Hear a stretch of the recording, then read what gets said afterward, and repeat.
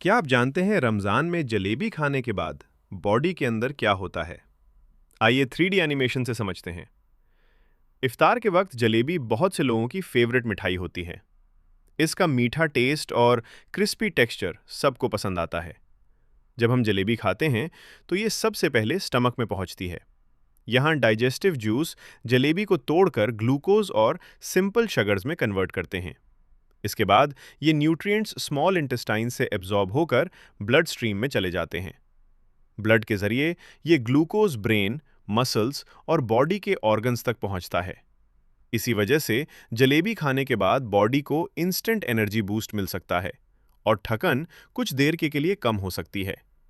लेकिन अगर जलेबी ज़्यादा खाई जाए तो ब्लड शुगर लेवल तेज़ी से बढ़ सकता है, जिससे स्टमक इरिटेशन, शुगर स्पाइक और बाद में एनर्जी क्रैश भी हो सकता है।